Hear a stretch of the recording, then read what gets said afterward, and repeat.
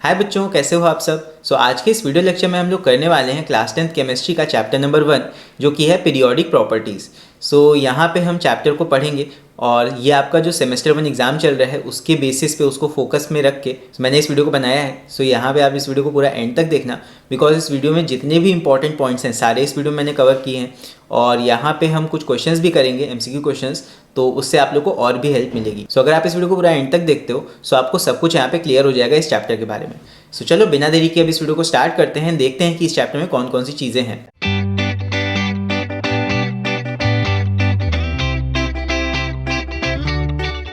यहाँ पे आप देख सकते हो अपने सेमेस्टर 1 का सिलेबस जो कि है 6 चैप्टर्स। ये शुरुआत के 6 चैप्टर्स आपके फर्स्ट सेमेस्टर में पूछे जाएंगे। नेक्स्ट सेमेस्टर का कोर्स थोड़ा सा कम है बिकॉज वहाँ ऑर्गेनिक केमिस्ट्री भी आ जाएगा, तो वो थोड़ा बड़ा चैप्टर है। यहाँ पे ये 6 चैप्टर्स आपके सेमेस्टर 1 में पूछे जाने वाले हैं। इसमें से हम अभी पहला चैप्टर देखने वाले हैं, periodic properties and variations of properties. देखते हैं इस चैप्टर में क्या क्या है। बात करें इस चैप्टर की, इस चैप्टर में आपको क्या क्या चीज़ें पढ़नी है देख लो। सबसे पहले तो जो नाम है चैप्टर का, अबाउट पीरियोडिक प्रॉपर्टीज़, तो पीरियोडिक प्रॉपर्टीज़ के बारे में आपको पढ़ना है कि ये कौन कौन सी प्रॉपर्टीज़ हैं। नेमली इनको हम देख सकते हैं, those are atomic size, metallic character, non metallic character, ionisation potential, electron affinity and electronegativity. ये सारी प्रॉपर्टीज़ हैं, इनके बारे में आपको एक एक करके देखना पड़ेगा और ये क्या होती हैं, ये कैसे कैसे वेरी करती हैं and their variations in groups and periods. ये कैसे कैसे बदलती हैं पूरी पीरियोडिक टेबल में जब हम आगे बढ़ते हैं या पीरियोडिक टेबल में जब ऊपर से नीचे आते हैं। इसके बारे में भी आपको यहाँ पे देखना है। यही है पूरा चैप्टर, इसी के ऊपर आपका पूरा चैप्टर, मतलब 80% ऑफ दिस चैप्टर बेस्ड है। फिर हम बात करते हैं और क्या चीज़ें हैं इस चैप्टर में।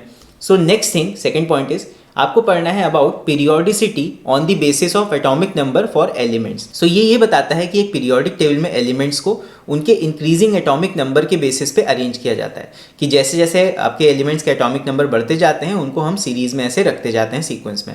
उससे होता क्या है कि जब एलिमेंट्स को हम on the basis of atomic number रखते हैं, इंक्रीजिंग एटॉमिक नंबर के बेसिस पे हम उनको पुट करते हैं पीरियोडिक टेबल में, वहाँ पे कुछ प्रॉपर्टीज़ रिपीट होती हैं फॉर सम एलिमेंट्स। जैसे कोई एलिमेंट यहाँ पे है तो जैसे जैसे हम आगे जाएंगे फिर वापस से जस्ट उसके जैसे नीचे आए एक पर्टिकुलर इंटरवल के बाद कुछ प्रॉपर्टीज़ वहाँ पे रिपीट होंगी या रिकर हो जाएंगी।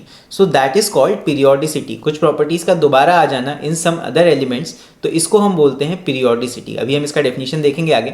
फिर है the study of modern periodic table. आपको मॉडर्न पीरियोडिक टेबल थोड़ा बहुत आना चाहिए, क्या होता है वो, और up to period 4 and group 2, यानी कि आपको 20 एलिमेंट्स स्टार्टिंग के आने चाहिए। आपको कैल्शियम तक पता होना चाहिए, कैल्शियम लास्ट एलिमेंट है, उसके आगे के एलिमेंट्स आपसे नहीं पूछे जाएंगे। वहाँ तक के एलिमेंट्स आपको आने चाहिए। मिनिमम उतने एलिमेंट्स आप याद कर लेना। फिर आगे आते हैं periodicity and other related properties to be explained on the basis of nuclear charge and shells. ये अभी हम आगे देख लेंगे जब प्रॉपर्टीज़ की बात करेंगे। फिर है, ये खास है यहाँ पे, ये ज़्यादा इंपॉर्टेंट है, special reference to the alkali metals. अब एल्कली मेटल्स क्या होते हैं ये भी हम देखेंगे, एल्कलाइन अर्थ मेटल्स क्या होते हैं ये भी हम देखेंगे। फिर हैलोजन ग्रुप कहाँ पे होता है एंड इनर्ट गैसेस या फिर नोबल गैसेस ये कहाँ पे प्रेजेंट होती हैं ये भी हम देखेंगे अभी। इतनी चीज़ें आपके फर्स्ट चैप्टर में हैं। अगर इतनी चीज़ें आप पढ़ लेते हो यहाँ पे आपका ये पूरा चैप्टर अच्छे से क्लियर हो जाएगा। मेन टॉपिक पे आने से पहले यहाँ पे आप डेफिनेशन देख लो ऑफ पीरियोडिसिटी। मैंने बोला था कि इसको मैं बताऊंगा। पीरियोडिसिटी क्या होती है? The recurrence of elements with similar properties after certain regular intervals. जब कोई एलिमेंट्स की प्रॉपर्टीज रिकर हो या रिपीट हो after certain intervals when they are arranged in increasing order of their atomic number, this is called periodicity। जब हम elements को उनके इंक्रीजिंग एटॉमिक नंबर के बेसिस पे अरेंज करते हैं तो उसमें कुछ प्रॉपर्टीज जो है वो रिकर करती हैं after certain intervals. This is called periodicity. ठीक है, और पीरियोडिक प्रॉपर्टीज क्या होती हैं आप यहाँ पे पढ़ लेना। चलो इसके बाद आगे बढ़ते हैं अभी। Next is our periodic table. Periodic table यहाँ पे आप देख सकते हो, आप सबकी बुक में भी होगा, या तो फर्स्ट में होगा या लास्ट में कहीं पे बना होगा। पीरियोडिक टेबल ये होता है। पीरियोडिक टेबल बेसिकली एक अरेंजमेंट है और ये एक मॉडर्न पीरियोडिक टेबल है। यहाँ पे क्या किया गया है, यहाँ पे जितने भी एलिमेंट्स हैं उनको हमने अरेंज कर दिया है in rows and columns on the basis of their atomic number. Atomic number देखो, सबसे पहले एलिमेंट आपका हाइड्रोजन यहाँ पे आ रहा है और फिर इसके बाद आता है सेकेंड एलिमेंट हीलियम, फिर third element lithium, beryllium, boron, carbon, nitrogen, fluorine, neon. उसके बाद sodium, magnesium, aluminium, silicon, phosphorus, sulphur, chlorine, argon and then potassium and calcium.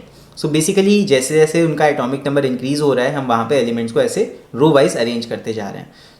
ये एक अरेंजमेंट है ऑफ एलिमेंट्स। अब इस अरेंजमेंट की वजह से ही पीरियोडिक प्रॉपर्टीज़ आती हैं, मतलब कुछ ऐसी प्रॉपर्टीज़ हैं जो एक पर्टिकुलर इंटरवल के बाद रिपीट होती हैं या अपना फिर से रिकरेंस शो करती हैं।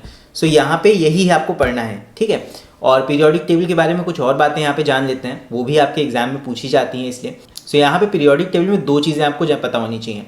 सो पहली चीज़ है जो यहाँ पे आपको कॉलम्स के ऊपर ये नंबर्स दिख रहे हैं 2 2a 3 3b, और यहाँ पे आगे भी देख लो 13 3a 14 4a and so on. तो ये जो होते हैं ये बेसिकली ग्रुप नंबर्स होते हैं, इनको हम बोलते हैं ग्रुप्स। जो कॉलम के ऊपर हेडिंग लिखी हुई है ये सारे ग्रुप्स हैं।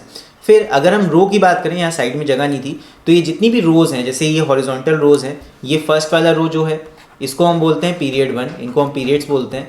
So it is period 1। उसके बाद ये सेकंड जो रो है पूरा, इसको हम बोलेंगे पीरियड 2। उसके बाद ये थर्ड रो है जो, इसको हम बोलेंगे पीरियड 3। इसके बाद जो फोर्थ रो है इसको हम बोलेंगे पीरियड 4। सो ये सारी आपके पीरियड्स होते हैं। फिर नीचे भी और हैं। सो जो वर्टिकल होते हैं उनको हम बोलते हैं ग्रुप्स, एंड जो हॉरिजॉन्टल होते हैं वो होते हैं पीरियड्स। सो इनको आपको पता होना चाहिए क्या होते हैं। देन एक और चीज़ यहाँ पे है, जब हम कैलकुलेशंस करेंगे, अभी एमसीक्यू जो क्वेश्चंस करेंगे तो वहाँ पे मैं आपको बताऊंगा कि इन ग्रुप और पीरियड्स की हेल्प से आप कुछ चीज़ें निकाल सकते हो। तो जो ग्रुप नंबर होता है वो कहीं ना कहीं हमें वैलेंसी निकालने में हेल्प करता है। कैसे करता है वो जब अभी क्वेश्चन करेंगे तो वहाँ पर मैं बता दूंगा। और जो पीरियड नंबर होता है, जो ये पीरियड नंबर होता है, ये हमें बताता है कि किसी एलिमेंट में कितने नंबर ऑफ शेल्स प्रेजेंट हैं। जैसे मान लो आपका कोई एलिमेंट फर्स्ट पीरियड में है तो हम कहेंगे कि उस एटम में सिर्फ एक ऑर्बिट होगा या एक नंबर ऑफ शेल होगा। फिर जब हम बात करें पीरियड नंबर 2 की, सो सेकंड पीरियड का अगर कोई एलिमेंट है तो उसमें आपके 2 नंबर ऑफ ऑर्बिट्स होंगे। फिर अगर हम बात करें पीरियड 3 के एलिमेंट की, तो जितने भी पीरियड 3 के एलिमेंट हैं सब में 3 नंबर ऑफ शेल्स होंगे। सो पीरियड नंबर हमें नंबर ऑफ शेल्स बताता है कहीं ना कहीं। सो ये कुछ चीज़ें थी जो आपको पता होनी चाहिए। फिर एक और इम्पॉर्टेंट चीज़ के बारे में बात करते हैं कि यहाँ पे कुछ स्पेशल ग्रुप्स होते हैं जिसके बारे में बताया था स्पेशल रेफरेंसेस सिलेबस में। सो जो पहला ग्रुप आपका होता है, इसको हम बोलते हैं एल्कली मेटल्स। मतलब जो फर्स्ट आपका ग्रुप है, लेफ्ट मोस्ट ग्रुप है, इस ग्रुप के सारे एलिमेंट्स यानी hydrogen, lithium, sodium, potassium, rubidium, caesium and francium, ये सारे ही एलिमेंट्स आपके आते हैं एल्कली मेटल्स के अंदर। फिर जो सेकंड ग्रुप है आपका, जो इधर से लेफ्ट से सेकंड ग्रुप है, इसको हम बोलते हैं एल्कलाइन अर्थ मेटल्स। तो बेस्ड ऑन देयर ओरिजिन हमने उस पर्टिकुलर ग्रुप का नाम रख दिया है। सो इसमें होता है beryllium, magnesium, calcium, strontium, barium and radium. So ये सारे एल्कलाइन अर्थ मेटल्स हैं। फिर बीच में आपका ट्रांजिशन एलिमेंट्स यहाँ पे आ जाते हैं, ये आपके कोर्स में नहीं है। फिर राइट साइड आ जाते हैं, और ये जो सेकेंड लास्ट आपका ग्रुप है, ग्रुप 17 है ये वाला, इसको हम बोलते हैं, इसका भी एक स्पेशल नाम है, यहाँ पे लिख देता हूँ मैं, it is called halogen group. आप सबने पढ़ा होगा इसके बारे में। सो हैलोजन्स क्या होते हैं? ऐसे एलिमेंट्स हैं जो कि मेटल्स के साथ रिएक्ट करके सॉल्ट फॉर्म करते हैं। So these are fluorine, chlorine, bromine, iodine etcetera. So ये जितने भी 17 है ग्रुप में आपके एलिमेंट्स हैं, ये सारे ही हैलोजन्स हैं। फिर जो लास्ट हमारा एक यहाँ पे आपको दिख रहा है ग्रुप, ये जो लास्ट है ग्रुप 18 8A, ये होता है आपका नोबल गैसेस का। ये सबसे ज़्यादा स्पेशल हैं क्योंकि ये किसी के साथ रिएक्ट नहीं करते हैं, ये अलग ही रहते हैं। So these are called noble gases. So ये 4 आपके ग्रुप्स हैं जो सीधे सीधे वर्टिकल कॉलम्स हैं ग्रुप्स, ये आपके स्पेशल कॉलम्स होते हैं। सो इनके नेम्स आप याद कर लेना। हो सकता है इसके ऊपर एमसीक्यू क्वेश्चन आ जाए कि कोई पर्टिकुलर एलिमेंट कौन से ग्रुप से बिलोंग करता है, या कौन से नेम से आपको दे दिया जाएगा कि बताओ ये पर्टिकुलर एलिमेंट कौन से ग्रुप का है। तो इस तरह का एमसीक्यू क्वेश्चन आ सकता है। तो पर्टिकुलर ग्रुप में कौन कौन से एलिमेंट्स हैं ये एक बार आप याद कर लेना। सो इतनी चीज़ें यहाँ पे हैं। चलो अभी हम आगे बढ़ते हैं। सो next is periodic properties. So periodic properties में बताया था 6 प्रॉपर्टीज थी, शुरुआत में मैंने बता दिया था। सो अभी हम एक एक करके पीरियोडिक प्रॉपर्टीज को देखते हैं। सो पहली हमारी पीरियोडिक प्रॉपर्टी है atomic size. So atomic size क्या होता है? जैसे मान लो आपका कोई एटम है, एटम कुछ ऐसा होता है, आप बना सकते हो इस तरह, ये आपके एटम का न्यूक्लियस है और ये मान लो एटम के ऑर्बिट्स हैं, यहाँ पे इलेक्ट्रॉन रिवॉल्व कर रहे हैं। सो आउटर मोस्ट जो भी ऑर्बिट होगा आपके एटम का, वो कितना न्यूक्लियस से दूर है, न्यूक्लियस के सेंटर से वो कितना दूर है, उसका रेडियस, यही हो जाता है एटॉमिक रेडियस या फिर एटॉमिक साइज। एटम कितना बड़ा है, एटम का आउटर मोस्ट जो शेल है वो कितना दूर है सेंटर से, यही होता है उसका एटॉमिक रेडियस या फिर atomic size. So atomic size यहाँ पे पढ़ लो। Atomic size is the most probable distance from the centre of the nucleus to the outermost shell of electrons. वही चीज़ है जो मैंने अभी बताई। Atomic size depends upon the number of shells and nuclear charge. अब ये क्या बला है, ये क्या चीज़ है? सो फर्स्ट अभी आप पढ़ रहे हो तो इसको मैं बता देता हूँ। देखो, सो नंबर ऑफ शेल्स, मैंने अभी बताया कि जैसे जैसे हम पीरियड वाइज ऐसे नीचे आते हैं, first period, second period, third period, number of shells बढ़ते जाते हैं। जैसे कि ये जो मैंने यहाँ पे एटम बनाया है, ये एक शेल का एटम है। अगर इसमें मान लो ये सेकंड पीरियड का होता तो इसमें 2 शेल्स होते, तब इसमें n = 2, 2 शेल्स हो जाते और ये पीरियड 2 का यानी कि सेकेंड रो का एलिमेंट हो जाता। अगर मान लो यही हम एटम थर्ड रो का लेते, थर्ड रो का कोई हम एलिमेंट ले लें, सो उसके एटम में 3 शेल्स हो जाएंगे और वहाँ पे नंबर ऑफ शेल्स हमारे हो जाएंगे 3। सो नंबर ऑफ शेल्स के ऊपर एटॉमिक साइज डिपेंड करता है। क्यों? बिकॉज जैसे जैसे नंबर ऑफ शेल्स बढ़ रहे हैं, एक शेल था थोड़ा साइज था, 2 शेल्स आए एटॉमिक साइज और बढ़ गया, 3 शेल्स आ गए एटॉमिक साइज और ज़्यादा बढ़ गया। तो जैसे जैसे नंबर ऑफ शेल्स बढ़ते हैं उसके साथ साथ एटॉमिक साइज भी हमारा इंक्रीज होता है। फिर और यहाँ पे न्यूक्लियर चार्ज के ऊपर भी हमारा एटॉमिक साइज वेरी करता है। अब न्यूक्लियर चार्ज क्या होता है देखो, जैसे मान लो इसी एटम को हम लेते हैं, यहाँ पे बना देता हूँ, ये मान लो एटम का न्यूक्लियस है और ये मान लो एक शेल वाला हमारा एटम है और इसके अंदर मैंने ले लिया सपोज एक इलेक्ट्रॉन ले लिया, यहाँ पे एक इलेक्ट्रॉन रिवॉल्व कर रहा है। अब यहाँ पे साइज पे मत जाना कि इलेक्ट्रॉन बड़ा हो गया न्यूक्लियर छोटा हो गया, यहाँ पे बस ऐसे ही मैं डायग्राम के वे में बता रहा हूँ। सो यहाँ पे मान लो एक इलेक्ट्रॉन है, ठीक। तो इसमें क्या है देखो, अभी एक चार्ज है यहाँ पे। सो फॉर एग्जाम्पल इसका न्यूक्लियर चार्ज मैं कह देता हूँ कि इसका 1 इलेक्ट्रॉन इसका न्यूक्लियर चार्ज है। अगर मैं यहाँ पे एक और इलेक्ट्रॉन यहाँ पे एंटर करा दूँ, सो क्या हो जाएगा, इस पूरे एटम में 2 इलेक्ट्रॉन का चार्ज आ जाएगा, तो इसका न्यूक्लियर चार्ज इंक्रीज हो जाएगा। सो न्यूक्लियर चार्ज का मतलब ये कि यहाँ पे एक एटम के अंदर आप कितना अमाउंट ऑफ इलेक्ट्रॉन्स या फिर प्रोटॉन्स, आप इलेक्ट्रॉन्स जितने रखोगे उतने ही प्रोटॉन्स भी होंगे एटम के अंदर। सो जितने इलेक्ट्रॉन्स है उतने ही वहाँ पे प्रोटॉन्स भी होंगे उसको बैलेंस करने के लिए। सो यहाँ पे कहीं ना कहीं आप उसके न्यूक्लियस का चार्ज यानी कि यहाँ पे जितने, जैसे मान लो यहाँ 2 इलेक्ट्रॉन्स हैं तो इस पर्टिकुलर एटम में 2 प्रोटॉन भी होंगे बीच में न्यूक्लियस में, इस जगह पे 2 प्रोटॉन भी होंगे प्लस चार्ज के।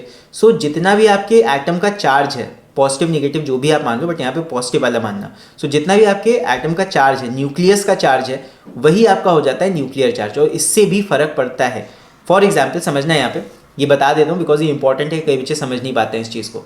जैसे मान लो कोई एक एटम है, ये आपका न्यूक्लियस है एटम का और ये आपका एक शेल है और यहाँ पे एक इलेक्ट्रॉन ऐसे रिवॉल्व कर रहा है। अब ज़रा सोचना समझ के देखना है यहाँ पे इस न्यूक्लियस में क्या है, एक प्रोटॉन होगा, यहाँ पे मुझे पेन चेंज करना पड़ेगा, एक मिनट। यहाँ पे आपका एक प्रोटॉन मान लो है। सो इसमें हो क्या रहा है, प्रोटॉन का चार्ज होता है पॉजिटिव, इलेक्ट्रॉन का चार्ज होता है नेगेटिव। और आप सबने अगर पढ़ा होगा कि ऑपोजिट चार्ज अट्रैक्ट, तो यहाँ पे एक पॉजिटिव चार्ज नेगेटिव चार्ज को अट्रैक्ट करेगा और अपनी तरफ खींचेगा। तो कहीं ना कहीं ये इलेक्ट्रॉन और ज़्यादा खींचेगा प्रोटॉन की तरफ, मतलब कि न्यूक्लियस की तरफ। तो कहीं ना कहीं जो चार्जेस हैं वो कहीं ना कहीं रेडियस कम करते हैं आपके एटम की, मतलब जो आउटर मोस्ट शेल है वो श्रिंक होता है चार्ज के अट्रैक्शन की वजह से। अब मान के देखो, आपने क्या किया, एक अगर चार्ज यहाँ बढ़ा दिया और यहाँ पे इस बार हम एक इलेक्ट्रॉन की जगह 2 इलेक्ट्रॉन रिवॉल्व कराते हैं, एक इधर और एक इधर। ये मान लो 2 इलेक्ट्रॉन्स हैं। अब सोच के देखना, इन 2 इलेक्ट्रॉन्स के लिए इस पर्टिकुलर एटम में अगर पहला वाला हाइड्रोजन है तो सेकंड वाला आपका हीलियम का एग्जाम्पल हो जाएगा। सो यहाँ पे आपके 2 प्रोटॉन होंगे, एक प्रोटॉन और 2 प्रोटॉन। सो न्यूक्लियस में 2 प्रोटॉन्स है हुए, तो यानी कि यहाँ पे न्यूक्लियर चार्ज ज़्यादा है। तो ये क्या करेगा, ये उन इलेक्ट्रॉन्स को ज़्यादा फोर्स के साथ खींचेगा, तो कहीं ना कहीं यहाँ पे ज़्यादा आपका श्रिंक हो जाएगा एटम। सो यहाँ पे ज़्यादा श्रिंक होने की वजह से क्या हो रहा है, एटॉमिक साइज कम हो रहा है। सो न्यूक्लियर चार्ज जैसे जैसे बढ़ता है या जैसे जैसे इंक्रीज करता है वैसे वैसे हमारा एटॉमिक साइज जो है वो कम हो जाता है। सो ये चीज़ आप लोग समझ लेना, ये चीज़ याद रखना अच्छे से कि जब भी हमारा न्यूक्लियर चार्ज बढ़ता है या नंबर ऑफ इलेक्ट्रॉन्स बढ़ते हैं बेसिकली, उसकी वजह से हमारा एटम का जो साइज़ है वो कम हो जाता है या एटम हमारा श्रिंक हो जाता है। सो ये चीज़ बहुत इंपॉर्टेंट है। सो इसके बाद हम आते हैं इसके ट्रेंड्स के ऊपर कि ये कैसे कैसे इंक्रीज या डिक्रीज होता है across a period and down a group.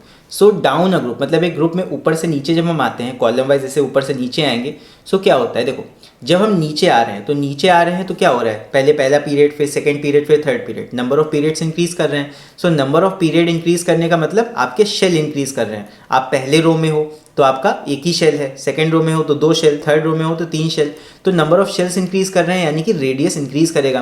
तो सीधी सी बात है, डाउन अ ग्रुप जब आप आओगे तो एटॉमिक साइज क्या करेगा, इंक्रीज करेगा। सो मतलब कि ग्रुप में नीचे आने पे आपका एटॉमिक साइज क्या होगा, इंक्रीज करेगा और बहुत ज़्यादा इंक्रीज करेगा। फिर अक्रॉस अ पीरियड क्या होता है, जब आप एक पीरियड में ऐसे लेफ्ट टू राइट जाते हो आगे, तो वहाँ पे क्या होगा, वहाँ पे क्या होगा कि आपके न्यूक्लियर चार्ज बढ़ेंगे। आप एक आगे गए, इलेक्ट्रॉन एक बढ़ा, फिर और आगे गए, एक और इलेक्ट्रॉन बढ़ गया एटम के अंदर। तो जैसे जैसे नंबर ऑफ चार्जेस वहाँ बढ़ रहे हैं वैसे वैसे एटम और श्रिंक होता जा रहा है। सो जब हम पीरियड में एक के बाद एक आगे जाते हैं यानी कि लेफ्ट टू राइट आगे जा रहे हैं, वहाँ पे क्या होता है, एटॉमिक साइज डिक्रीज करता है। सो ये कॉन्सेप्ट है, यहाँ समझ लेना। डाउन अ ग्रुप यहाँ इंक्रीज करेगा, क्यों, बिकॉज नंबर ऑफ शेल्स आपके बढ़ रहे हैं। और अक्रॉस अ पीरियड जब आगे अब जा रहे हो तो वहाँ पे क्योंकि न्यूक्लियर चार्ज बढ़ रहा है तो उसकी वजह से एटम श्रिंक कर रहा है, इसीलिए वहाँ पे एटॉमिक साइज कम होता जा रहा है। तो यही है एटॉमिक साइज के बारे में। फिर आते हैं सेकेंड प्रॉपर्टी पे जो कि है इलेक्ट्रॉन एफिनिटी। अब ये क्या होती है? तो देखो इलेक्ट्रॉन एफिनिटी की अगर हम बात करें तो इलेक्ट्रॉन का मतलब तो इलेक्ट्रॉन होता है, और एफिनिटी जो वर्ड है, एफिनिटी का अगर आप मीनिंग देखोगे तो एफिनिटी का मतलब होता है किसी की चाह या किसी की बहुत ज़रूरत होना। सो इलेक्ट्रॉन एफिनिटी मतलब इलेक्ट्रॉन की बहुत ज़्यादा रिक्वायरमेंट हो किसी एटम को। मान लो एक एटम ऐसा है कि उसको एक इलेक्ट्रॉन चाहिए ही चाहिए, किसी भी कीमत पे चाहिए, तो हम कहेंगे कि उस एटम की इलेक्ट्रॉन एफिनिटी बहुत ज़्यादा है। तो यही होता है इलेक्ट्रॉन एफिनिटी, किसी इलेक्ट्रॉन को रखने की चाह, एक तरह से अगर सिंपल टर्म्स में समझो तो। सो देखते हैं इसका टेक्निकल यहाँ पे डेफिनेशन क्या है। So it is the amount of energy released when one electron is added to a neutral gaseous atom to a monovalent negative atom. So जब एक एटम मान लो है, और जब ये एक इलेक्ट्रॉन को गेन करेगा, एक इलेक्ट्रॉन को इसने गेन कर लिया अपने अंदर, तो जब एक एटम एक इलेक्ट्रॉन को ले लेगा तो कहीं ना कहीं वो निगेटिव हो जाएगा, निगेटिव आयन बन जाएगा। और जब वो निगेटिव आयन बन रहा है, आयन बनने में उसने कितना एनर्जी रिलीज किया, यही हो जाएगा उसका इलेक्ट्रॉन एफिनिटी। सो ये बेसिकली एनर्जी के टर्म्स में हम मेजर कर लेते हैं। सो इसके भी ट्रेंड्स देख लेते हैं क्या है। सो ट्रेंड्स इन इलेक्ट्रॉन एफिनिटी। अब यहाँ पे भी दो चीज़ें हैं कि डाउन अ ग्रुप क्या होगा और अक्रॉस अ पीरियड क्या होगा। सो देखो डाउन अ ग्रुप क्या होता है, As we move from top to bottom in a group, the atomic size increases. So जब हम top to bottom आते हैं, atomic size increase करता है due to increase in number of shells, ये मैंने अभी लास्ट बताया था. So there is a net decrease in electron affinity. So इसको आप ऐसे समझ सकते हो कि कोई एटम अगर बहुत छोटा होगा तो उसको इलेक्ट्रॉन की चाह बहुत ज़्यादा होगी, या उसको इलेक्ट्रॉन चाहिए ही होगा, या वो बहुत ज़्यादा अमाउंट ऑफ एनर्जी रिलीज करेगा। और अगर हम एक बड़े एटम की बात करें तो जैसे जैसे एटम बड़ा होता जाता है वैसे वैसे वो थोड़ी सी एनर्जी रिलीज कर पाता है on absorption of a electron. तो इलेक्ट्रॉन को वो ले तो लेगा लेकिन थोड़ी सी एनर्जी ही रिलीज करेगा। सो जब एटम छोटा होता है साइज में तब उसकी इलेक्ट्रॉन एफिनिटी काफ़ी ज़्यादा होती है, और जब एटम आपका बड़ा होता जाता है तब उसकी इलेक्ट्रॉन एफिनिटी कम होती जाती है। और जब हम अक्रॉस अ पीरियड जाते हैं तो क्या होता है, देखो अभी मैंने बताया था कि जब हम across a period left to right आगे जाते हैं तो वहाँ पे एटॉमिक साइज श्रिंक होता है। और अभी मैंने बताया कि जितना आपका इलेक्ट्रॉन छोटा होगा उतना ही ज़्यादा इलेक्ट्रॉन एफिनिटी होगा। सो यहाँ पे क्योंकि लेफ्ट टू राइट जब आप जा रहे हो तब एटॉमिक साइज कम हो रहा है, सो इसी वजह से इलेक्ट्रॉन एफिनिटी क्या होगा, वो बढ़ जाएगा। So electron affinity increases across a period. So इसको आप रिलेट कर सकते हो पिछले वाले टर्म से, यानी एटॉमिक साइज अगर आपको आ गया है तो आप उसी से इसको बना सकते हो कि जितना एटम छोटा होगा उतना ज़्यादा इलेक्ट्रॉन एफिनिटी होगा। सो ये एटॉमिक साइज का जस्ट ऑपोजिट होगा। तो एक याद कर लो, ये वाला भी याद हो जाएगा। फिर आते हैं थर्ड प्रॉपर्टी पे, दैट इज आयोनाइजेशन एनर्जी। तो ये क्या होती है, आयोनाइजेशन एंथैल्पी या energy is the amount of energy required to remove one valence electrons from the isolated neutral gaseous atom. So यहाँ पे उल्टा है, वहाँ पे क्या था, वहाँ पे इलेक्ट्रॉन को हमें गेन कराना था, मतलब एटम को इलेक्ट्रॉन को गेन करना था। यहाँ पे क्या है, यहाँ पे एटम में से इलेक्ट्रॉन को लूज होना है, और तब वहाँ पे कितनी अमाउंट ऑफ एनर्जी लगेगी या हमें कितनी एनर्जी देनी पड़ेगी एटम को इस बार कि वो एक इलेक्ट्रॉन लूज कर दे, इसको हम बोलते हैं आयोनाइजेशन एनर्जी। बेसिकली ये उसका उल्टा ही है। वहाँ पे इलेक्ट्रॉन को गेन करना था और रिलीज करना था एनर्जी को, यहाँ पे आपको एनर्जी देनी है ताकि इलेक्ट्रॉन वहाँ से रिलीज हो पाए। सो ये उसका जस्ट ऑपोजिट है एक तरह से। सो यहाँ पे देख लेते हैं क्या है, ट्रेंड्स इन आयोनाइजेशन एनर्जी। तो ये भी वैसे ही है, इसका भी वही चीज़ होगा दैट डाउन अ ग्रुप ये क्या करेगा, डिक्रीज करेगा। क्यों? क्योंकि एटॉमिक साइज बढ़ रहा है, इसके लिए भी वही फंडा है। और अक्रॉस अ पीरियड देखो डाउन अ ग्रुप क्या होगा, ये डिक्रीज होगा। और अक्रॉस अ पीरियड की बात करें लेफ्ट टू राइट तो क्या हो रहा है, एटॉमिक साइज श्रिंक हो रहा है।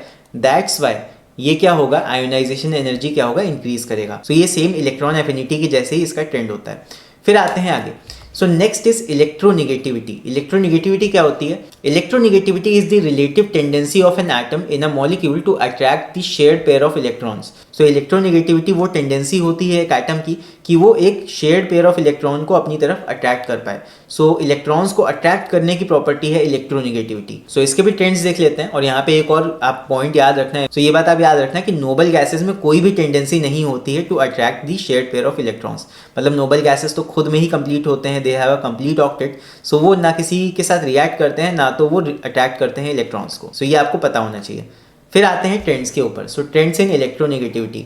सो जब हम डाउन अ ग्रुप आते हैं सो इलेक्ट्रोनिगेटिविटी डिक्रीज होती है डाउन अ ग्रुप। अब यहाँ भी देखो जैसे जैसे आपका एटम बड़ा होता जाएगा वैसे वैसे उसको इलेक्ट्रॉन्स को अट्रैक्ट करने की कैपेबिलिटी कम होती जाएगी। तो साइज आपका इंक्रीज करता है डाउन अ ग्रुप आके, तो साइज इंक्रीज कर रहा है यानी कि इलेक्ट्रोनिगेटिविटी भी डिक्रीज करेगी। ठीक है।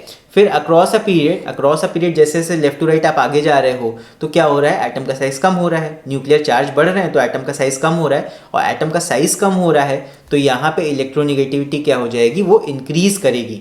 ठीक है, देखो सब साइज के ऊपर डिपेंड कर रहे हैं। जैसे जैसे एटम का साइज कम हो रहा है, इलेक्ट्रोनिगेटिविटी भी बढ़ रही है, आपकी इलेक्ट्रॉन एफिनिटी भी बढ़ रही थी। सो ये है, साइज के ऊपर ही सारी चीज़ें यहाँ पे डिपेंड कर रही हैं। सो अब हम देखते हैं नेक्स्ट प्रॉपर्टी जो कि है metallic character and non metallic character. So इसको देख लेते हैं। सो मेटालिक कैरेक्टर क्या होता है? It refers to the tendency of a metal to lose their valence electrons to form a cation और पॉजिटिव आयन।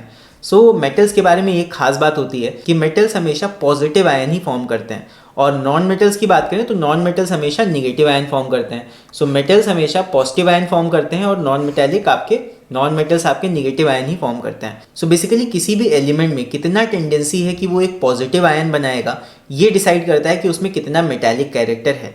और उसी तरह किसी भी एलिमेंट में वो एक इलेक्ट्रॉन गेन करने की उसमें कितना टेंडेंसी है कि वो एक इलेक्ट्रॉन गेन करके एक निगेटिव आयन बना ले, उस टेंडेंसी को हम बोलते हैं नॉन मेटालिक कैरेक्टर। सो ये कहाँ कैसे होता है देख लेते हैं। सो देखो, एक पीरियोडिक टेबल में जो लेफ्ट साइड आपके एलिमेंट्स होते हैं वो ज़्यादातर मेटल्स होते हैं। तो लेफ्ट साइड यानी कि अक्रॉस अ पीरियड क्या होता है, जैसे जैसे हम आगे जाते हैं पीरियड में, आप आगे जाओगे राइट साइड जाओगे पीरियोडिक टेबल में, तो उधर होते हैं नॉन मेटल्स। तो नॉन मेटालिक कैरेक्टर आपका राइट साइड होता है, यानी कि इधर साइड ज़्यादा होगा, और मेटल्स आपके लेफ्ट साइड ज़्यादा होंगे। सो यहाँ पे अक्रॉस अ पीरियड आप देखो कि metallic character across a period क्या होता है, डिक्रीज करता है। क्यों? क्योंकि अक्रॉस अ पीरियड आप आगे जाओगे तो मेटल्स आपको नहीं मिलेंगे, वहाँ पे मेटालिक कैरेक्टर कम हो जाता है। फिर नॉन मेटल्स में ये चीज़ उल्टी है, अक्रॉस अ पीरियड जब आप आगे जाते हो तो नॉन मेटल्स तो मिलना स्टार्ट हो जाते हैं। So non metallic character increases across a period. So यही चीज़ अभी ग्रुप में देखते हैं। तो ग्रुप में जब हम नीचे आते हैं तो नीचे आते आते क्या होता है, मेटालिक कैरेक्टर इंक्रीज करता है। So down a group metallic character increase करेगा, और अगर मेटालिक कैरेक्टर इंक्रीज करेगा तो non metallic character obviously decrease होगा down a group. So down a group metallic character decreases. So ये थी प्रॉपर्टीज और उनके variations across periods and groups. So यहाँ पे मैंने एक समरी का स्क्रीनशॉट लगा दिया है, आप चाहो तो इसको देख लेना। यहाँ पे इसका स्क्रीनशॉट ले लो और इन सारी प्रॉपर्टीज़ के वेरिएशंस आप याद कर लेना, बिकॉज ये एमसीक्यू में पूछे जा सकते हैं या फिर इनडायरेक्टली इसके ऊपर अलग से क्वेश्चन आ सकता है। सो देख लो इसको। So now it's MCQ time. अब हम देखने वाले हैं कुछ क्वेश्चंस, बहुत ही मज़ेदार क्वेश्चंस एमसीक्यू टाइप के, और इससे आप लोगों को भी काफ़ी हेल्प मिलेगी। So first question is, if an element x belongs to the third period and 16 group in a periodic table, find out the valency of x। तो ये देखो, मैंने पीरियोडिक टेबल जब मैंने पढ़ाई थी अभी जस्ट स्टार्टिंग में, तो मैंने बताया था कि हम ग्रुप और पीरियड नंबर की मदद से कुछ चीज़ें निकालते हैं। तो यहाँ पे वही चीज़ आपसे देखो वैलेंसी पूछी गई है। तो वहाँ मैंने बताया था कि वैलेंसी कौन से वाले की मदद से निकाली जाती है, नंबर ऑफ शेल्स हम निकालते हैं पीरियड की मदद से, और वैलेंसी हम निकालते हैं ग्रुप की मदद से। ग्रुप का नंबर अगर आपको पता लग जाए तो यहाँ पे आपको बता दिया गया है कि ग्रुप का नंबर क्या है, 16 ग्रुप से आपका एलिमेंट x है। तो यहाँ पे देख लो 16 ग्रुप से है, तो क्या करो, इस 16 का इलेक्ट्रॉनिक कन्फिग्रेशन निकाल लो। क्या होगा, 2 8। तो ये कैसे निकालते हैं, पहले शेल में मैक्सिमम नंबर ऑफ इलेक्ट्रॉन्स 2 आ सकते हैं, फिर सेकंड शेल में आपके मैक्सिमम नंबर ऑफ इलेक्ट्रॉन्स 8 आ सकते हैं, फिर 2 और 8 हो गए, कितने बचे 6। तो ये आपका इलेक्ट्रॉनिक कन्फिग्रेशन हो गया। मतलब पहले शेल में 2 इलेक्ट्रॉन्स, सेकेंड शेल में 8 इलेक्ट्रॉन्स, 16 होने थे, बचे कितने 6। तो यानी कि लास्ट शेल में 6 इलेक्ट्रॉन्स है, और इसकी वैलेंसी क्या हो जाएगी, देखो लास्ट शेल में भी 8 इलेक्ट्रॉन्स आ सकते थे, मैक्सिमम 8 इलेक्ट्रॉन्स आ सकते थे, हैं कितने हमारे पास, हैं 6। तो कितने चाहिए, अब ये क्या करेगा, ये 6 के 6 लूज तो नहीं कर पाएगा। इस एटम के लिए आसान क्या है कि ये 2 इलेक्ट्रॉन्स उल्टा गेन कर ले। सो 2 इलेक्ट्रॉन गेन करके अगर हम इसको 2 इलेक्ट्रॉन दे देते हैं, 2 इलेक्ट्रॉन अगर हम दे देते हैं, तो तब इसमें टोटल इलेक्ट्रॉन्स कितने हो जाएंगे, 8 हो जाएंगे। सो कहीं ना कहीं इसकी वैलेंसी क्या हो जाएगी, ये इसको 2 इलेक्ट्रॉन चाहिए। सो जब 2 इलेक्ट्रॉन इसको चाहिए तो इसकी वैलेंसी हम निकाल सकते हैं 8 में से 6 माइनस करके, इसकी आ जाएगी वैलेंसी 2। तो इसकी वैलेंसी हो जाएगी 2। सो ये एक निगेटिव आयन फॉर्म करेगा 2 इलेक्ट्रॉन्स को गेन करके। सो दैट्स इट, एक्स की वैलेंसी 2 हो जाएगी। सो आई होप ये चीज़ अभी समझ गए होगे आप लोग कि हम ग्रुप के नंबर से वैलेंसी कैसे निकाल सकते हैं। अब ये निगेटिव आयन था इसलिए आपको माइनस करना पड़ा। अगर ये पॉजिटिव वैलेंसी इसकी आती है, अगर मान लो 1 2 3 कुछ आता है लास्ट शेल में नंबर ऑफ इलेक्ट्रॉन्स, तो वहाँ पे पॉजिटिव वैलेंसी आ जाती। सो अभी हम लोग बढ़ते हैं सेकंड क्वेश्चन की तरफ। So second question is this, an element with atomic number dash will form a basic oxide. So अब इस क्वेश्चन को सॉल्व करने के लिए आपको थोड़ा सा ये आइडिया होना चाहिए कि बेसिक ऑक्साइड कौन बनाते हैं। So basic oxides are the oxides of metals. Basically metals के जितने भी ऑक्साइड्स होते हैं वो होते हैं बेसिक ऑक्साइड्स। तो मेटल्स का यहाँ पे कौन सा वैलेंसी है आपको ये पता लगाना पड़ेगा। सो अभी देख लेते हैं कौन सा पर्टिकुलर एटॉमिक नंबर यहाँ पे मेटल्स का है। तो इलेक्ट्रॉनिक कन्फिग्रेशन इसका निकाल लो हर एक का। 7 के लिए क्या हो जाएगा, 2 और 5। ये मेटल नहीं है बिकॉज लास्ट शेल में 5 इलेक्ट्रॉन्स हैं। अगर 1 2 या 3 होंगे तभी वो मेटल होगा, ठीक। सो यहाँ पे 17 का निकाल लो, 17 तो कतई नहीं होगा। 2, 8 और यहाँ पे आ जाएगा 7। यहाँ पे तो -1 हो गया वैलेंसी, और यहाँ की वैलेंसी निकालें अगर तो यहाँ पे हो जाएगा 2, फिर 6 और 4। सो ये भी एक नॉन मेटल हो गया। फिर हम इसको देख लेते हैं, इसका हो जाएगा 2, 8, 1। लास्ट शेल में एक इलेक्ट्रॉन आ रहा है, यानी कि इसकी वैलेंसी 1 है, तो वैलेंसी 1, 2, 3 ही होती है मेटल्स की, यानी कि ऑप्शन नंबर डी हमारा हो जाएगा करेक्ट। सो ये एक मेटल का एटॉमिक नंबर है, और 11th पोजीशन पे कौन सा मेटल आता है? सोडियम। सो दैट्स इट, ये हो जाएगा यहाँ पे करेक्ट ऑप्शन। चलो अभी हम लोग आगे बढ़ते हैं। सो अभी हम देखते हैं क्वेश्चन नंबर 3 को। सो question number 3 is on moving down a group in a periodic table क्या होता है? So first is ionic radius decreases. जब हम डाउन अ ग्रुप आते हैं वहाँ तो आयोनिक रेडियस या एटॉमिक रेडियस इंक्रीज करता है। So first option is incorrect. Second option देखते हैं डेंसिटी। डेंसिटी की हम बात ही नहीं करेंगे यहाँ पे, क्योंकि ये पढ़ाया नहीं गया हमें इस चैप्टर में। So third is electronegativity increases. Electronegativity तो डिक्रीज करती है डाउन अ ग्रुप, ये भी नहीं होगा। So metallic character increases. Down a group जब हम आते हैं तो मेटालिक कैरेक्टर ही इंक्रीज करता है। So D will be the correct option. So I hope समझ गए होगे। फिर इसके बाद आते हैं क्वेश्चन नंबर 4 पे। So question number 4 is an atom of an element having the electronic configuration 282 it belongs to the group and period. So ये देखो अच्छा क्वेश्चन है। यहाँ पे आपको इलेक्ट्रॉनिक कन्फिग्रेशन बताया गया है जो कि है 282, और यहाँ पे आपको बताना है इसका group number and period number. तो देखो यहाँ पे एक चीज़ समझो, 282 ये आपको इलेक्ट्रॉनिक कन्फिग्रेशन दिया है, यानी कि इसमें 3 नंबर ऑफ शेल्स तो हैं। पहले शेल में 2 इलेक्ट्रॉन, दूसरे शेल में 8 इलेक्ट्रॉन और तीसरे शेल में 2। तो यहाँ पे नंबर ऑफ शेल्स तो 3 है ना, 3 शेल्स में यहाँ पे इलेक्ट्रॉन्स फिल हैं। तो नंबर ऑफ शेल्स की मदद से हम पता लगाते हैं नंबर ऑफ पीरियड का, पीरियड कौन सा वाला है। सो 3 शेल है, यानी कि ये पीरियड नंबर 3 का एलिमेंट है। अब इसका हम ग्रुप नंबर कैसे निकालेंगे? तो ग्रुप नंबर के लिए देखो यहाँ इन सारे नंबर्स को आप ऐड कर लो जरा। नंबर ऑफ इलेक्ट्रॉन्स देखो यहाँ कितने हैं, 2 + 8 10 + 2 12, यानी कि इसका जो एटॉमिक नंबर है इस पर्टिकुलर एटम का, ये हो जाएगा एटॉमिक नंबर 12। ठीक, तो यहाँ पे आपको ये पता होना चाहिए कि 12 नंबर पे कौन सा एलिमेंट आता है। सो यहाँ पे आ जाएगा मैग्नीशियम। मैग्नीशियम कौन से ग्रुप में होता है? मैग्नीशियम आपका स्टार्टिंग से सेकंड वाले ग्रुप में होता है। सो ये हो जाएगा ग्रुप नंबर 2। और ऐसे भी आप देख सकते थे इसकी वैलेंसी 2 है तो ग्रुप 2 में, बट ये ट्रांजिशन एलिमेंट्स के लिए वर्क नहीं करेगा। तो यहाँ पे आपको थोड़ा सा आइडिया एलिमेंट का भी होना चाहिए। सो यहाँ पे हो जाएगा 2,3 ग्रुप नंबर 2 एंड यहाँ पे पीरियड नंबर हो जाएगा 3। सो 2,3 यानी कि सी ऑप्शन हमारा हो जाएगा यहाँ पे करेक्ट आंसर। चलो अभी हम लोग आगे बढ़ते हैं क्वेश्चन नंबर 5 की तरफ, और ये आया हुआ क्वेश्चन है आपका ICSE का। So the element with highest ionization potential is, इनमें से कौन सा एलिमेंट हाईएस्ट आयोनाइजेशन पोटेंशियल रखता है? सो देखो hydrogen, caesium, radon and helium. अब ये चीज़ आपको पता होनी चाहिए, आयोनाइजेशन पोटेंशियल होता क्या है। किसी भी एलिमेंट की आयन बनने में कितनी एनर्जी लगेगी, ये उसका होता है आयोनाइजेशन पोटेंशियल। तो हाइड्रोजन तो बहुत छोटा एटम है, उसको तो थोड़ी सी एनर्जी हम देंगे वो आयन बन जाएगा, तो यहाँ पे IP या आयोनाइजेशन पोटेंशियल कम होगा। फिर यहाँ पे एक एलिमेंट अगर आप देखोगे हीलियम। हीलियम क्या है? ये एक नोबल गैस है। और एक चीज़ बताओ, क्या नोबल गैसेस कभी भी किसी के साथ रिएक्ट करती हैं या कभी भी आयन्स फॉर्म करती हैं? क्या आपने सुना है कभी भी कोई नोबल गैस एक आयन बन गई और रिएक्ट कर गई? ठीक है, आगे शायद पढ़ो आप 12th क्लास में, और ऐसा होता है, नोबल गैसेस भी रिएक्ट करती हैं, लेकिन 10th तक के नॉलेज के लिए नोबल गैसेस आपके लिए रिएक्ट नहीं करेंगी कहीं भी। So noble gases generally don't react with anything. तो नोबल गैसेस जब रिएक्ट ही नहीं कर रही, आयन ही नहीं बना रही हैं, सो हम कहेंगे कि उनका जो आयोनाइजेशन पोटेंशियल है वो है infinite. So ionization potential of noble gases is very high, या फिर इनफाइनाइट मान लो। सो दैट्स वाई यहाँ पे हीलियम का आयोनाइजेशन पोटेंशियल सबसे ज़्यादा हो जाएगा। बाकी सारे रिएक्ट कर जाते हैं, लेकिन हीलियम किसी के साथ रिएक्ट नहीं करता। हाँ, जेनन रिएक्ट करता है, वो आप 12th क्लास में पढ़ोगे, but helium don't react with anything. So ये हो जाएगा हाईएस्ट IP वाला एलिमेंट। फिर आते हैं आगे क्वेश्चन नंबर 6। सो ये भी ICSE का क्वेश्चन है। The number of electrons present in the valence shell of halogen. Halogen के वैलेंस शेल में कितने नंबर ऑफ इलेक्ट्रॉन्स होते हैं? सो नंबर ऑफ इलेक्ट्रॉन्स आपके 7 होते हैं हैलोजन। बेसिकली जितने भी आपके हैलोजन ग्रुप वाले एलिमेंट्स होते हैं उनके लास्ट शेल में 7 इलेक्ट्रॉन्स ही होते हैं। सो तभी उन्हें एक ही इलेक्ट्रॉन चाहिए होता है to become a negative ion. Halogens की अगर वैलेंसी कहीं पूछी जाए तो वैलेंसी इज ऑलवेज -1, और अगर नंबर ऑफ इलेक्ट्रॉन्स पूछे लास्ट शेल में तो वो होते हैं 7। तो ये चीज़ आप लोग याद रखना। तो next question is arrange the following elements in the order of their increasing non metallic character. So यहाँ पे आपको बताना है ये सारे एलिमेंट्स आपको अरेंज करने हैं इन the order of increasing non metallic character. Ascending order में आपको सेट करना है इनको, इंक्रीजिंग नॉन मेटालिक ऑर्डर के। सो इसके लिए आपको आइडिया होना चाहिए कि ये सारे एलिमेंट्स कहाँ कहाँ लाई करते हैं एक पीरियोडिक टेबल में। सो देख लो, सबसे पहले हम इनको सीक्वेंस में अरेंज करते हैं, फिर देखते हैं कि यहाँ पे करेक्ट सीक्वेंस क्या होगा।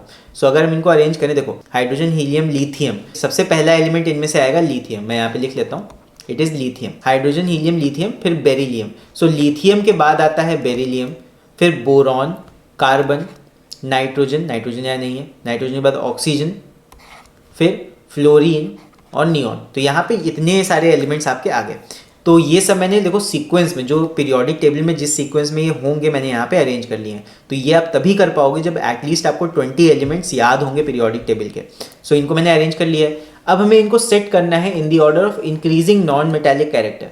सो नॉन मेटालिक कैरेक्टर इंक्रीज किधर करता है? इंक्रीज करता है वो राइट साइड में। So basically left to right non metallic character increases. So आपको लेफ्ट टू राइट ही इनको अरेंज करना है। सो लेफ्ट टू राइट यहाँ पे ऑलरेडी मैंने अरेंज कर दिया है इनको। सो सबसे कम होता है लिथियम का नॉन मेटालिक कैरेक्टर, फिर बेरिलियम का, फिर कार्बन का, फिर ऑक्सीजन का और फिर फ्लोरीन का। सो करेक्ट ऑप्शन हमारा कौन सा हो जाएगा यहाँ पे? That is option number B. So I hope समझ में आ गया होगा एल अभी। इसके बाद हम लोग बढ़ते हैं नेक्स्ट क्वेश्चन की तरफ। So next question is question number 8। Among the elements given below, the element with the least electronegativity is। इन सब में से least electronegativity किसकी होती है? So देखो, जो भी आपके हैलोजन एलिमेंट्स होते हैं उनकी इलेक्ट्रोनेगेटिविटी काफ़ी ज़्यादा होती है। तो यहाँ पे सबसे कम इलेक्ट्रोनेगेटिविटी आपकी जिसकी होगी वो एक मेटल होगा जो कि है lithium. So lithium will have least electronegativity. So next is our question number 9. So question number 9 is study the extract of periodic table given below and answer the question that follows। ये भी ICSE 2019 का आया हुआ question है। Give the alphabet corresponding to the element in the question. Highlight the condition of the question. Do not repeat the element. सो यहाँ पे basically आपको एक पीरियोडिक टेबल का एक छोटा सा यहाँ पे सैम्पल दिया हुआ है, अलग से बना के दिया हुआ है। और यहाँ पे कुछ एलिमेंट्स तो एक्चुअल एलिमेंट्स हैं जो पीरियोडिक टेबल के हैं, और बाकी जगहों पे उन्होंने लेटर्स को लिख दिया है एक्स, वाई, जेड, ई, जी और एल, क्यू, आर, टी। तो आपको गेस करना है कि उस जगह पे कौन सा एलिमेंट होगा। लेकिन आपको यहाँ आंसर्स में नाम नहीं लिखना है एलिमेंट का, आपको एक्स, वाई ही एज्यूम करके चलना है, ठीक है। लेकिन दिमाग में रखना कि वहाँ पे कौन सा एलिमेंट होगा, वो कैसे बिहेव करेगा। चलो देखते हैं। सो यहाँ पे फर्स्ट क्वेश्चन है इसके बेसिस पे, give the letter of the most reactive metal. अब यहाँ पे सबसे ज़्यादा रिएक्टिव मेटल कौन है? सो देखो, सबसे ज़्यादा रिएक्टिव मेटल मतलब कि जिसका मेटालिक कैरेक्टर सबसे ज़्यादा होगा वो सबसे ज़्यादा रिएक्टिव मेटल भी होगा।